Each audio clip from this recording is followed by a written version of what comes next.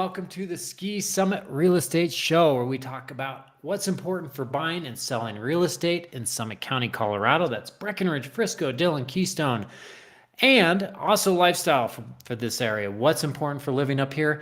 Today, we're going to talk about who's number one in the opening of ski resorts and who's going to be runner up. We're going to talk a little bit about what's happening in the town of Dillon as far as workforce housing, new ordinance that might be passed, and the design for the new complex that was on the lake got shot down. So that's going to be on the topic for today. I've got the top 5 best kept secrets for Keystone and another little real estate tip as well. So I've got Benji with Benji Does, my producer and live stream sidekick. Hey, Benji. Howdy do. Welcome. Always great to have you here. Thanks so much for heading things up. If you have any questions or you want to chime in, feel free to do so. Always appreciate a thumbs up and a like, but we really just appreciate you being here with us today. So, Benji, what we got on the docket today? Oh, it depends on where you want to start. I've got real estate news or what's going on. What do you think? Let's start with what's going on. So what's going on in Summit County? We're talking about Colorado ski resorts and when they're going to open. Yeah, so we actually have a winner. We got a winner chicken dinner. Which one is it? Actually, if you go to the other link that's in there, there's another link. Try this one here. Oh, I've got an ad going. It's going to be Wolf Creek. Wolf Creek. Pounded. Oh, look at that. Yeah, 26 inches of snow. It looks like midwinter there. Yeah, it does. I had like 4 inches in my yard. I thought I was like on fire. From the snow. Yeah. Fire, snow, never. These guys got hammered. They're open. They opened up on the 22nd, so a couple days ago. That looks pretty doggone good. I'm not gonna lie. Yeah, they're ready. Yeah. So they got they got pounded. So they're number one. Wolf Creek's number one. Which just a little ski area up on top of the pass. So are they open? They're open. They beat everybody. They did. They won. So Keystone, A-Basin, Loveland, those are ones around here that are oftentimes the first to open, but these guys took the cake. So go to that other link there. Got it open for you. And that's kind of gives a little bit of projected opening. We've had a super warm fall. It's been like 50s, 60s. Just can't even make snow when it's that warm, and the nights haven't even hardly gotten below freezing. We're starting to see those temperatures at night get down below freezing. So here we are. Keystone's projected opening tomorrow, not going to happen. Arapahoe Basin, November 2nd, probably realistic. That could certainly happen. November 8th for Breck could definitely happen. So the only one on here that's probably just no way Jose is Keystone, because we don't have snow. Are they just being hopeful or what? I think this might be a little bit dated, to be honest. So it hasn't been updated, but I think if we get some cold nights, they can make a lot of snow pretty quick. When is it usually that last week in October when there's a big snowfall? My kids are always trick-or-treating in snow. It's like we get these great ideas of what costumes we're gonna have, and then you're just wearing a parka over your costume. So yeah. Oh yeah, I think I floated the idea of like Halloween parkas. You know what? Because every year they're like, oh, for Halloween I'm a ninja. Actually, I'm just a skier. Oh, I'm a skier. I'm a ski bum again. A ski bum. I'm a ski bum 5 years in a row. Oh, that's funny. Yeah, Halloween's are cold here. Alrighty. Yeah. Next thing I've got is real estate news or the real estate tip. Which one do you want to go to the news? All right. Here is the news. You want to read that for me? I'm going to mess it up. Yeah. Dillon Town Council considers workforce housing requirements for new developer projects. So we've been talking a lot about the development project down there at the lakefront into Main Street in Dillon. It did get shot down. It got voted down, which personally, in my opinion, I think it's kind of a bummer. They're just going to Now the developer's just like, okay, well, I'm approved to put up 240 condominium units, so I'm just going to do that. Mm. I would have loved to seen some restaurants, some shops, some things that are lakefront that can be enjoyed. Hmm. One of my beefs with the development of Dillon is that they just basically said, okay, here's the best part of Dillon, and we're going to just surround it with condos. Like they did this years ago, back in like the 60s, 70s, 80s. And so you just have condos that are all on the front line, the front row, best views, everything. So there's not like as much enjoyment, in my opinion, for the public. They got this great park that they did. They've got the marina now. They've got the playground. So they're starting to get on board with doing some good things for Dillon. I thought that they were on board, good track and putting this building up that's going to have some more amenities for the public. But alas, not everybody wanted it. Or actually, the majority didn't want it, apparently. So that's the way it went. But the article is actually about to the town of Dillon. Are they going to require a developer like Jake Porritt, this guy that wants to build these condos, to include workforce housing in that development? So Right. currently, they don't have anything that says they got to have workforce housing in it. So I don't know. It kind of seems like to me like they're changing the rules on him a little bit. Yeah, probably. I hope he just doesn't get ticked off and, I mean, some people maybe want him to just go away, but somebody else will come in. But Hmm. anyway, so they're talking about, maybe 1% transfer fee on property sales to go towards town's housing program, or uh, requiring like 10% of the properties to be equal housing for workforce housing, whether it's units or square footage. So they're batting around some different ideas, and of course the balance is: do you how pound of flesh? How much do you try to get out of these developers before nobody wants to do anything? Yeah. Which It makes me wonder that's what the city is going to do, yeah. Requiring developers to do things, but what is the city going to do? Right. They get like step up, match that, provide the property. I don't Yeah. know. Um, but it'll be interesting to see how this shakes out and kind of what the fallout from it is. Very So, cool. yeah. Alrighty. Now we've got the real estate tip. Loan contingency dates and deadlines. What are we talking Oh about? man, sometimes these can be the biggest headaches. So I just went through a transaction, and my client was the seller, and we got down this process. We got to the loan termination deadline, or the loan approval deadline, where the bank says, we've got the money for you to borrow to the buyer, and we'll go ahead and move toward closing. Well, if that loan approval deadline comes up and the bank says, hey, Mr. Buyer, we don't have everything together right yet. We're waiting for underwriting to get back to us on this, or we're waiting for this from the HOA or the condo association docs. And they say, we can't give you your final loan approval yet. Hmm. Well, Mr. Buyer's got to say, okay, am I willing to let this deadline expire, and my earnest money, whether that's $6,000 or $10,000 or $50,000, my earnest money now is at jeopardy. If the bank comes back to me and says, "Oh, sorry, we can't give you the money," I lose all that earnest money. Really? So in this case, the buyer came to my client, the seller, and said, hey, can we push back the loan approval deadline a few days, and we can still close on the same day? And it was kind of like, well, okay, well, what if we don't? Well, buyer says, well, I'm not willing to risk my earnest money, so I'm going to terminate the contract.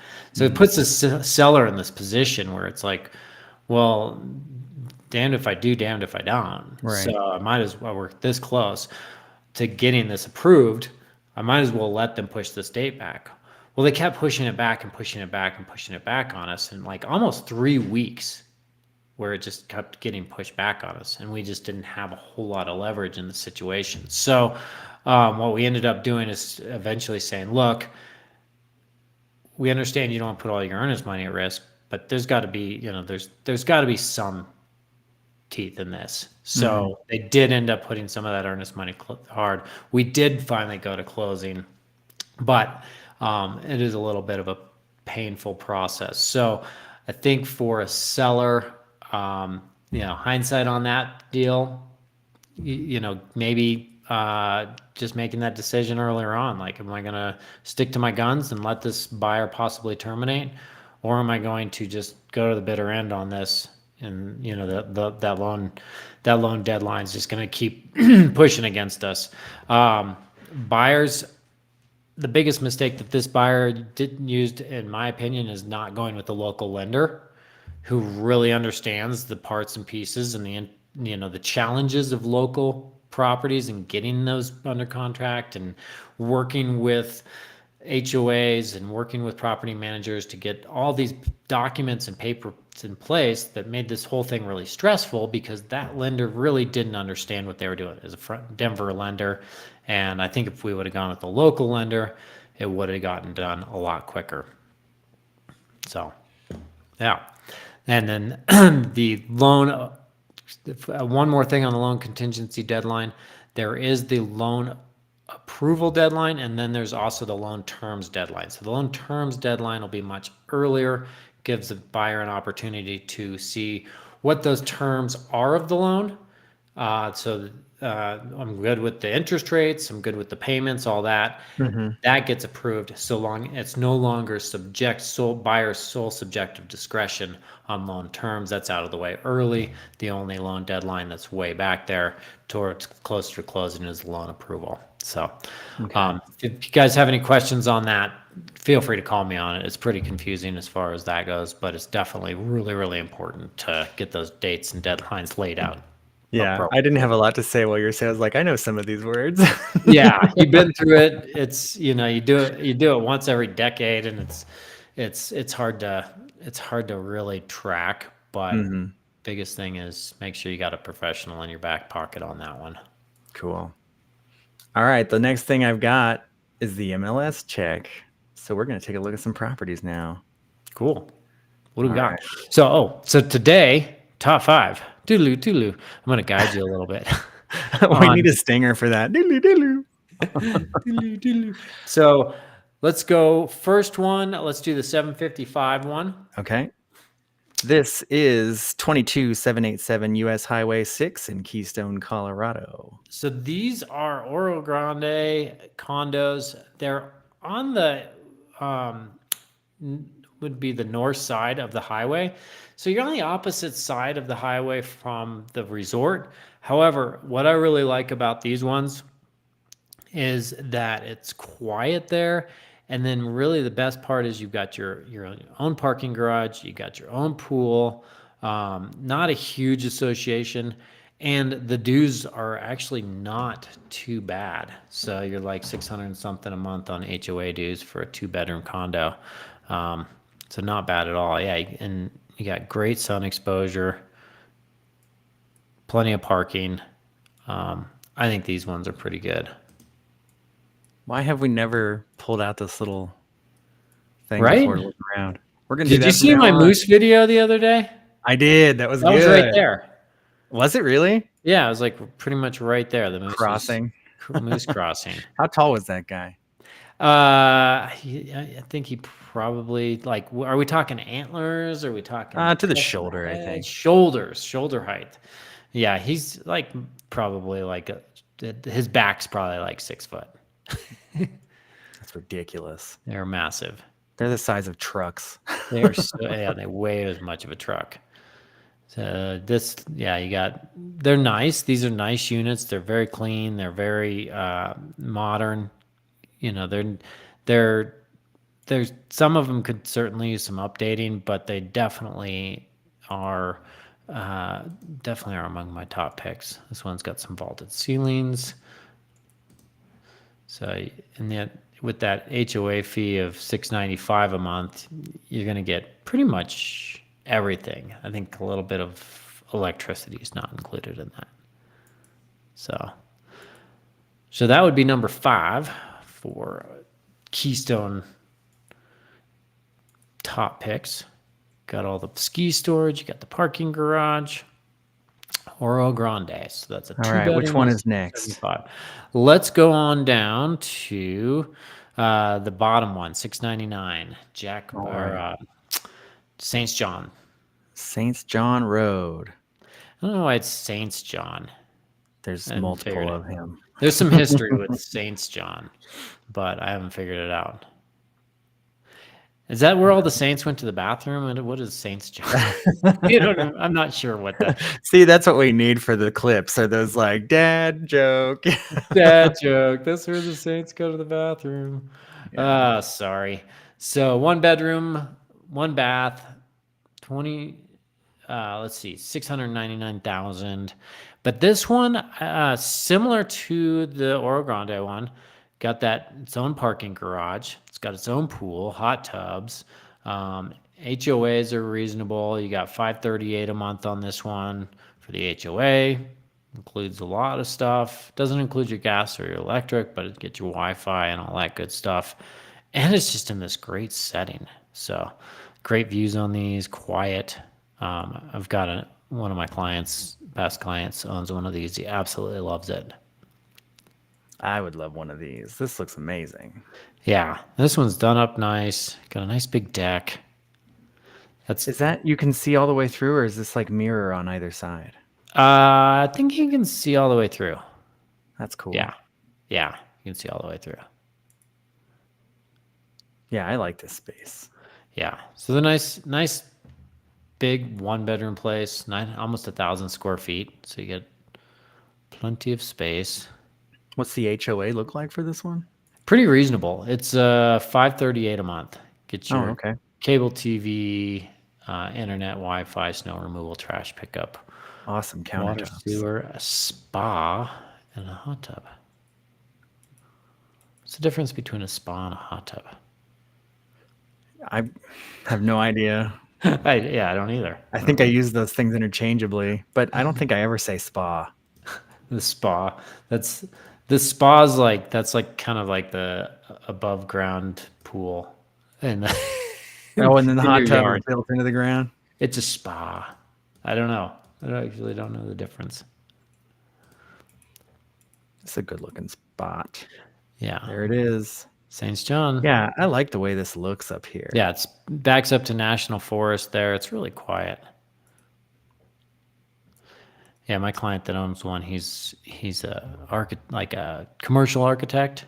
So he likes these buildings that are just like built bomb proof. All right, I've got 3 left. Which one of these 3 are we doing Let's next? do Saxifrage 48. Saxifrage? This one up here? Yeah. This is 48 Saxifrage Lane in Keystone, Colorado. This one is back in the ranch. So, and I like this one in particular because it backs up to, you got all this open space, you got a little creek that runs through there. I sold that house next door to it years back. It's a cool spot. And you've got, the golf course, Keystone, that you can see the pool there with the clubhouse. Yeah, pretty sweet little place. Yeah, this guy over here. Yep. So, and that's also the clubhouse for the golf course as well. But this one, kind of on the outside, it looks like so, like not too exciting. But you get in there, it's actually, I love the way they got it set up. There's a stream. Got a little stream going through there. Nice. River runs through it. Oh man, look at that. Isn't that nice? The white brick and the vaulted ceilings with those big beams. Yeah, it's got like a cool kind of farmhouse feel to it. Yeah. Yeah. It's like a modern farmhouse. Yeah. I love the beams. Yeah. They did a really nice job with that. So it's kind of pleasantly surprised to see what this one looks like inside. Nice open this is super well done. Yeah. The outside is kind of just like, looks like a normal, lap-sided house. A house. Yeah. But when you get in, I love it.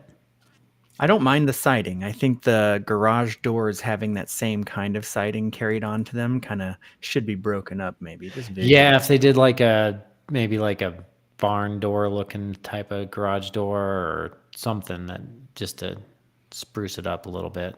I found your awesome shower. Oh, what are the prints in there? Flowers.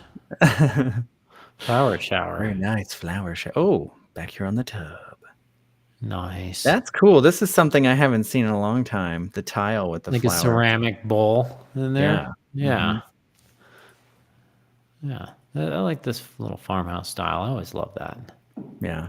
This almost looks like a Murphy bed. Yep. Fold that puppy up there. Nice. Rumpus room. The rumpus room. They used to have those things back in the day. They don't exist anymore. What's a rumpus room? Oh man, okay. So like to dance and smoke cigarettes and listen to music with a bunch of people at your house. Oh, got it. It's like a 1940s and 50s thing. I got to take up smoking cigarettes so I can have it. Yeah. It's a nice looking place. I love this carpet, by the way. This is my favorite kind of carpet. The texture. Yeah, it's like a low pile, but really plush. I didn't need any low piles on my carpet. Do you have dogs? I do have a dog. He leaves me some low piles sometimes. They're called gifts. Little gifts. We'll package that one up. Oh, what is this? It's like a bread box or something. I have no idea. A little garage door in there. Where you take your arm and you lift all that up and you push it in and you pull the thing down. The dumbwaiter in there, maybe. Hey, so let's jump over to so the next one is let's jump over to Enclave. Enclave. There you go. That one, 1699. All right. So this one, I mean, everybody loves Keystone location. You're right across the street from the ski area there. You've got easy access. You walk across the street, jump on the shuttle, or you can walk to the slopes. But again, it backs kind of up to that open space national forest back there. So still in the heart of things. It's not like right in River Run, but I think that these ones are bonus because I love the garages on these. Oh yeah, these look great on the outside. Yeah, they're they're a little bit older. They're 1981 build, but you've got great sun exposure on this front side, where all your driveways are, which is actually something to keep in mind for the mountain. It's like, having the sun on your driveway is actually a really good thing here. Yeah. And then the backyard, you kind of got this quiet space that opens up to national forest. Washer dryer in the unit. That's a big plus. People don't realize, it's just. This is a condo? It's a condo. It's a condo townhouse. It's a townhouse style condo. Yeah, it's a huge condo. Yeah, it's 2,500 square feet almost. That is a huge condo. Good Lord. Yeah, it's massive. 2,500 square feet. Yeah, 3 bed, 4 bath, and then you got rumpus room. The rumpus room, nice deck. Sunken rumpus room. That's cool. Yeah. Verdict's out on sunken living rooms. One step's okay. You just want to I don't know if you got to put orange tape around the outside of that. So put some road cones up. Well, it's nice you keep that part carpeted. So if you just step off and go flat on your face, at least it's on the carpet. Nice and plush. Where did you get this floor done? But it's not way sunken like the 60s. We have a pit couch. Get some longhorns. Man, look at the size of that picture. There's a lot of horses in there. I think these people are Texas folks. I'm going to go with that. Those are cool. Yeah, I like this bathroom. Yeah. But to have a 2-car garage in a condo in Keystone, parking is not always the easiest in Keystone, especially how. Yeah, look at that. I was just going to ask you if it was tandem or side by side. Yeah. No, this is side by side. You don't have to. This is excellent. Nobody else has got to pull their car out. Yeah, look at that. It's pretty sweet. They got that thing was cleaner than my house. Looks good. So that is Enclave. So that one for $1,699,000. You get that's $680 a square foot. All right. Yeah. And is this our last one? Our last one. All right. The Chateau de Mont. 1201 West Keystone Road in Keystone, Colorado. And this, I really like this for the location. You're Oh just, yeah, look at I that. mean, get up Right and in the middle walk of everything. out to the to the chairlift right there, to the Peru lift. It is literally right there. You're so close. Yeah. And ski all day or come in for lunch. I mean, that is one of the things that I think people don't, that is underappreciated, the ability to take breaks during the day when you're out skiing. Look at that. Yeah, you're right there. You're making runs during the day. You just want to stop in, get a snack. Kids are cold. You need a dry pair of gloves, whatever it might be. There's a lot of value in just being able to stop in and do that. And when the winter visitors leave, you can do donuts in the parking lot. Yes, absolutely. Donuts are a great idea. It's important to be able to teach your kids how to drive in the snow by doing donuts. This is how you pull the e-brake, son. Exactly. I like So, those flats. They did a great job. yeah, it's got a lot of updating to it. Chateau de Mont is it's a unique little complex. You got all this stonework and everything. It's cozy, but they did a really good job with this one. All the wood ceilings in there, Man, this right is near so the river. pretty. Just Yep, stuck Snake right in the River. middle of all the living places. Snake River right back there. Absolutely. Yeah, you can see kind of all that stonework that I have on these. It's like $4.5 million worth of pavers right here. Oh my gosh. Yeah. Not shy on the pavers. Look at that. Yep, that's the Peru lift. So nice big, it's a corner unit. So you got great deck on it. Got the hot tub time machine. Did you ever watch Hot Tub Time Machine? Yeah, I saw that one time, and I need to watch it again. I don't think it's rated Gabe. So No, it definitely is not. He wants to see the new Wolverine and Deadpool movie. And I'm like, okay, well, that's maybe no. do that with do that with them.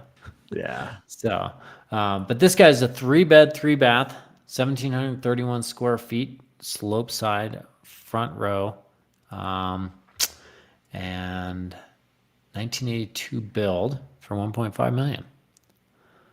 1731 is excellent square footage. Yeah, no, Does this have a garage? No, that is one of the downsides, is that you are surface parking. So ample parking and it's gated, but surface parking. So Well, that's it.